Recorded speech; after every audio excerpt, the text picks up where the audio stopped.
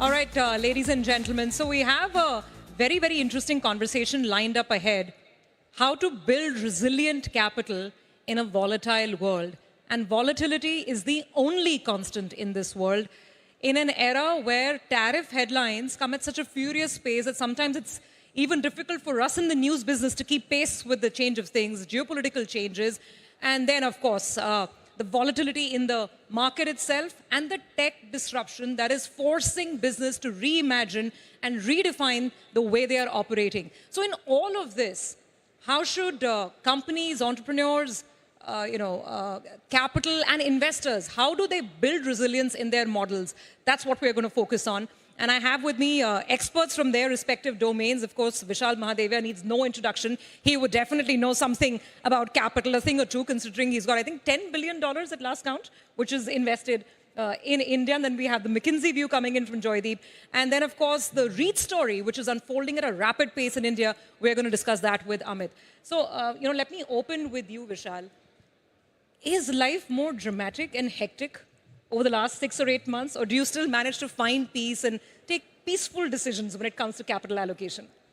So firstly, thank you for having me join this terrific panel. I just want to just step back and say how inspiring it is to have heard the stories, to see Dr. Reddy, to hear our Chief Minister, Amitabh Kant, Shaktikant Das.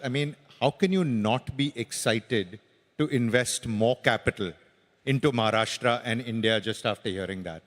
Yeah, to answer your question, look, the last 6 to 8 months... I think that deserves a round of applause, guys. Yeah. Look, I would say, forget the last 6 to 8 months. I feel the last 6 to 8 years has been hectic.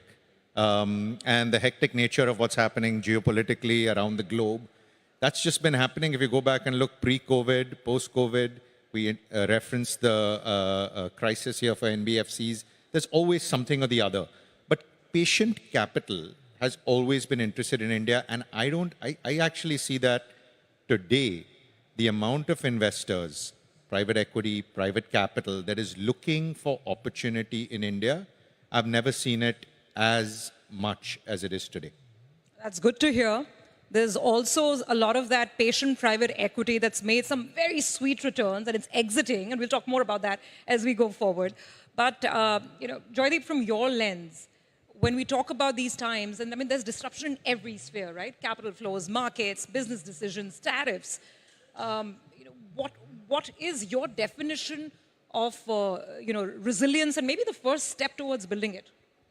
So thank you for that. And the two things I would say that really struck me over the last couple of years. First is, I think if you look at what companies are dealing with, and I think the range of disruptions are immense. First is at the macro level, right? So it's enormous, just the macro changes, the geopolitical moves that are happening. Second, the technological disruptions that you alluded to and we heard from our last panel.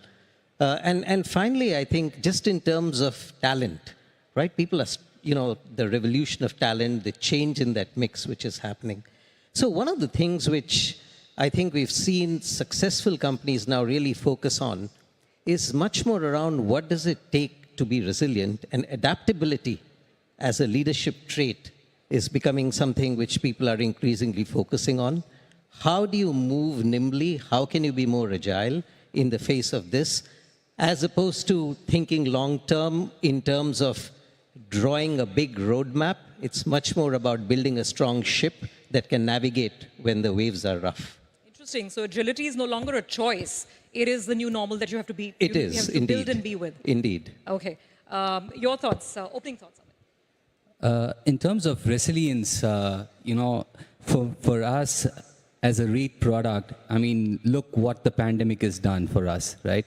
We went through a Black Swan event and, we consistently delivered, right? And we've delivered,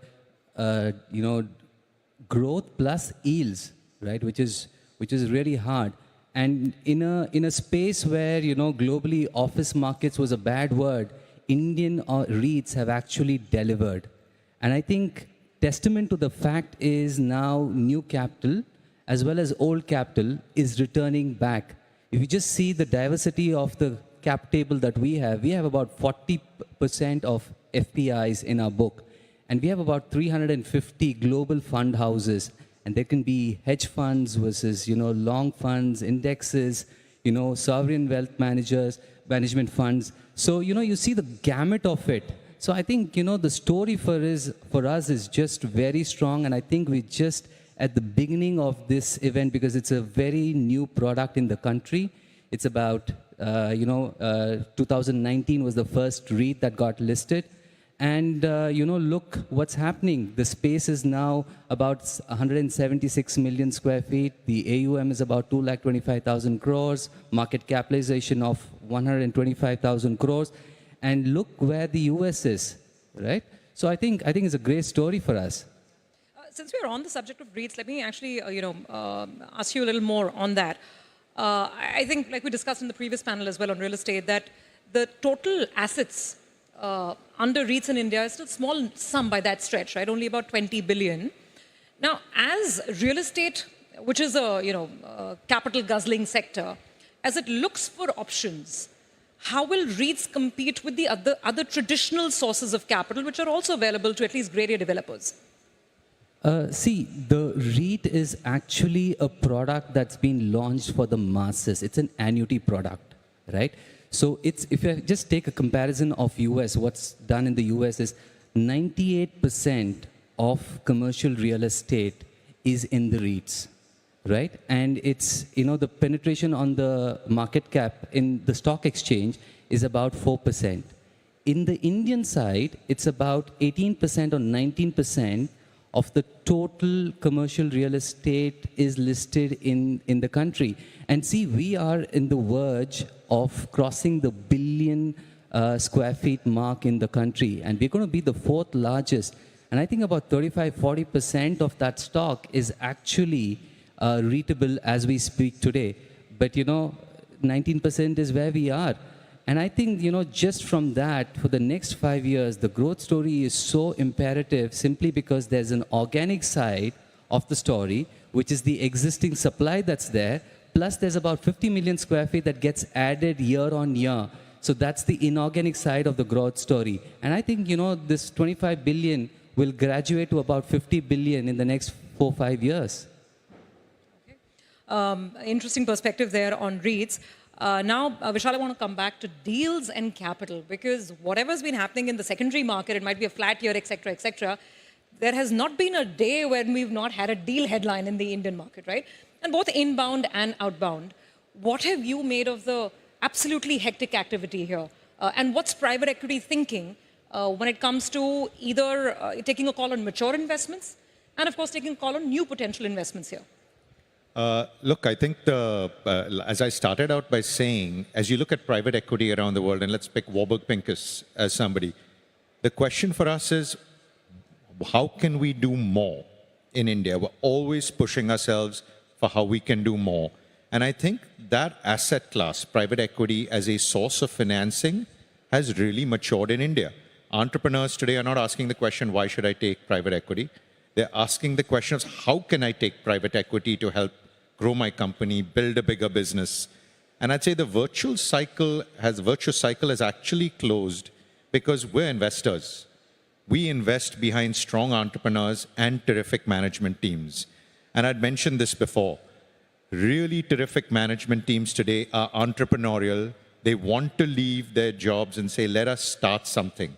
Let us do something entrepreneurial with private equity backing. And without that, we can't find deals to do. Is there, on that, because this was an offline conversation I was having with a deal maker here in India, and there was this debate about whether the animal spirits in India are dimming to an extent. I mean, I go back to reference that Mr. Uday Kotak made, a couple of quarters back, saying that now people are more interested in, selling stakes and running family offices than running businesses, because, that could be a little troublesome in terms of finding the right, deals and. I see zero reduction in the animal spirits of entrepreneurs. If you're asking about animal spirits in the stock market, I'm not the one to comment on that. But entrepreneurs in India are as aggressive, as excited about the future. And frankly, as a private investor here in India, I couldn't be more excited right now about the next 10 years of investing in the country. So there is no dearth of entrepreneurs, no dearth of investors.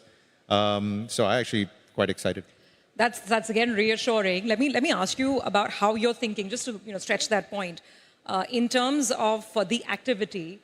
Of course, you guys made huge headlines yourself with the IDFC First, right? So clearly, financial services you're looking at, but there have been a couple of exits as well, again from financial services companies, and there are still apparently some in the offing. So what where is your core focus now in the near to medium term in terms of opportunities here? So we've always invested in a few core sectors which we're good at. We're thesis-based, and like I said, it starts with the entrepreneur. Financial services. I think technology in India, which is frankly part of financial services. Why are we excited in IDFC First Bank? We're excited because of the technology. Vaidya is building a technology-first bank. I know he spent a lot of money building the technology, but I promise you, it is differentiated. That's what excited us. It's not just a traditional banking business, right? So that disruption, that ability to do something differentiated is important. We see the Indian consumer. Yeah, everyone says, oh, there's a slowdown in consumption. We don't care about next quarter and next 6 months and next 9 months. 5 years from now, you've got an Indian consumer that is aspiring. They want more. There's lots of opportunities to invest. So I can keep talking, but I'll give you one example of a company called Merrill. In which you invested? Yeah, we invested in it. It's in Vapi. It's the Bilakhya family. Now, before I invested, I'd never been to Vapi in my life. Okay? My fault. But I met them. This company out there I didn't even know existed. It's amazing. And in the last 3 years, the way they've grown, half their business is outside of India. They're doing deep, real medical technology. I'm talking about robots for surgery, automation. It's amazing to see what's coming out of India from an entrepreneurial standpoint. That's fantastic to hear. I'm going to come back on the point of technology in just a bit. But Joydeep, come in on this. This is really heartening to hear because, we track the public listed markets as our daily bread and butter. And there's always this question about, earnings are not picking up and, top line is not growing. It's only about margin expansion. But how are you seeing Indian corporates, whether it's mature companies or mid-sized or even startups, adapt to the new normal? Because clearly there's appetite from people who have capital. So what would your, suggestion or recipe be to get that capital and to really get going with it? So maybe I'll answer that in two parts. I think first is, any corporate needs tailwind, right? And the Indian economy has got tailwind behind it. It's got growth behind it. And I think when you look at it from a investor lens and you look at both private capital in particular, today when we just completed a survey of LPs around the world and we interviewed across markets. And so far allocation in an India fund, if you made in a regional fund to India has been about 20%. People are looking to up that to about 40%, which means there's much more confidence in India as an investable destination. I'll come back to a glass empty view a little bit later, but let me stay with the positive narrative on this, because people do see 3 or 4 things which really stand out. I think people love the positive economic story. People love the entrepreneurialism in the companies. I don't think they see the lack of animal spirit yet, right? And they do see the emergence of what people call professional entrepreneurs. It's a new term which many LPs are now beginning to use, which is to say that, look, you had entrepreneurs which were typically businesses which were grown from first generation founders. Then you had the professionals, but now you have the professional entrepreneurs who really we want to bet behind. So that's a second element which is quite interesting. And in that context, your question on companies themselves, I think the companies are transforming. I think there is no company that we talk to which doesn't have transformation on the top of its agenda, right? Transformation in terms of the shift on technology is a big factor, right? Everybody is talking about digitization. There's nobody who doesn't talk of AI, whether they understand it or not. Everybody talks about it, at least, which is the first part. But there's a massive amount under the surface of reskilling and building up the capabilities that is going on, which I feel very confident about therefore the future of companies in India to adapt effectively to this change. You know, now let's broaden this out to technology because it touches everyone and all of the businesses that you all either invest in or deal with, and of course the REITs. I mean, the tech story is so important for that. So Vishal, to come back, and we can break this up. There's traditional, of course, IT services here. There are a lot of the new age internet companies, and we had some of those fantastic disruptors with Mr. Kant on his panel just a while back. And then there is this whole GCC piece, right? So the argument is that you have all this, but you don't have real cutting-edge AI in India, and you don't have deep tech in India, and therefore South Korea is getting the money, or Japan's getting the money, etc. Maybe China is getting the money. So, Vishal, what do you say to that argument? And how should investors and Indian entrepreneurs look at technology to be, well, global ready? I mean, from both an investment perspective as well as a business perspective. Look, it's the biggest challenge. I've been saying it for a while. It's the biggest challenge India faces, not just India. I would say, look, as you look at AI, countries that have a large young population, and you think about the next couple of decades, how they harness AI. And that's why some of this near-term disruption, I'm not saying it doesn't matter, tariffs, global wars, but when we look back 5 or 10 years from today at India and we say, did we succeed or not? It will be, could we harness that power of technology well? Could we actually go to a nation of innovation from just services? So those are challenges that are real. They're happening. By the way, investors completely believe it. We're investing around the world. Are we starting maybe a bit late? But it's still very early in the game. So I look at India and I look at AI, I look at deep tech, I look at innovation. I think it's all just starting out here. I'm optimistic about it, but it is a challenge. And it's top of mind of not only the entrepreneurs, but all of us as investors as well. As how do we play that? And in the meantime, of course, we have our homegrown internet/platform companies. Many have already come to the market. Many are making their way to the market. And that's the hottest debate here. Valuations, have they reached the maturity, the size and scale? Are they leaving enough on the table? You're seeing this from a global Asian vantage point. What do you say? No, look, I think valuation is always the question. But I think if you take a 5-year view, whether you pay, on some of these technology companies, whether you pay 10% more or less, frankly, it's not going to make it a success or not. We are investing, just pick data centers in India. It's an amazing business, and there's a long runway. The question is, how do you grow it fast? How do you execute it better? And we've just opened 2 data centers in Bombay. Right now, one of our portfolio companies, Princeton Digital Group. So as you look at AI, as you look at tech, as you look at the plumbing around it, I just see lots of opportunities. Valuation is not the constraint. Opportunities, entrepreneurial spirit, that really is. Joydeep, what do you have to say on the great India tech debate? No, look, firstly, I agree with the point made. But I do worry about one thing. And that is if you take a 5-year view and you look at the investment trends, it looks great. But if you take a 15-year view and then you take a look at all of the geopolitical moves that are happening, under the surface, in the last 3 years, dramatic changes have happened. So let me give you 3 examples. Number one, I think the US, which was essentially a net investor, is effectively now the biggest investee in the world, right? 50 to 60% of total greenfield investment is going into the US. Advanced Asian countries, which used to invest together with the US and Europe into emerging markets, are now investing in the US.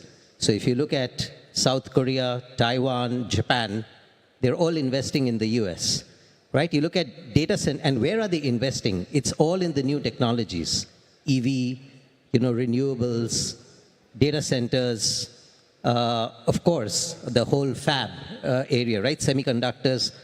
So if you take a 15-year view and you say that, look, these are the industries which effectively over a period of time are going to shape GDP, shape revenues, bring the next billion-dollar companies or the trillion-dollar companies, I worry that India doesn't get its fair share, right? In fact, I think India risks not having that kind of capital coming in because that is what will really build the foundation for the ecosystem around it to happen. So that's the piece I worry about. I'm not worried about the near term or the medium term. I worry about the long term.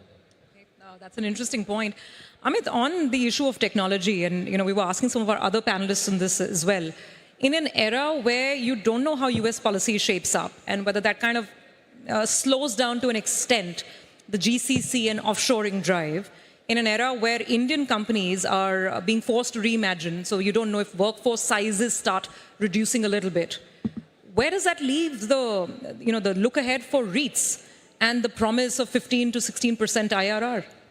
So, we've been doing a lot of conversations with our occupiers, right? So, what I'm hearing is that India has the largest pool of data science, right, talent, the second largest pool of AI talent in the country, and the largest English-speaking AI talent, right? Now, if I just bring that to the GCC story, at the end of 2024, we had about 1,900 GCCs employing about 1.9 million workforce.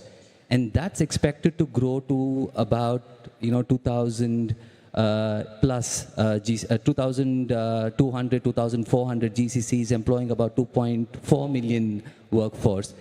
Now, one interesting fact is about 6,000 of the global jobs, the CTO jobs, are being performed from India.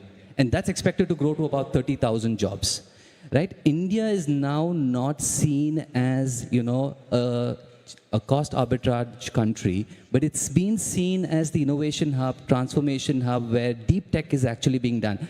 But, what we worry about is that there's a lot of jobs and a lot of work, a lot of technology being done, but we are not harnessing it as a country. Yeah. It's the large corporations which are harnessing that. And that's what's worrying us. You see the internet bubble or the internet era or the ITS era. All the companies were the US-led companies or they were Japanese companies, but we didn't benefit despite the fact that the technology was getting built in our country. I have one quick last question. I think we're running out of time, but Amit, this one's for you, the final word, because it's the biggest debate here in India, right? We've spoken about a lot of inbound investment and private equity interest in India. There are also big exits. Temasek going out of Schneider, that was a large, I think, $6 billion transaction, Carlyle with PNB Housing, and so on and so forth. So many examples last 12 months. So that always raises the debate that does the smart money know something? Is this market at prime valuation now? Or is it just a sign of maturity? Which side of that debate are you on? Oh, it's completely a sign of maturity. You cannot get fresh FDI into the country unless you have successful exits. And every dollar that is exited, I promise you multiples of that will come back. I will sit with you on a panel years from today and we will look back, and that's a promise. And which also then brings me to the whole debate around FDI itself, because FY25, gross FDI is about $80 billion. Net was almost flat. So again, it raises that issue of what's really happening with net FDI. You invite me back to your panel 3 years from today, we will have this conversation. There will be more FDI that you will see because of the exits. More private equity investment, more FDI, resilient is the word from what we've heard on this panel. Thank you so much, all of you, for giving your insights. Thank you very much.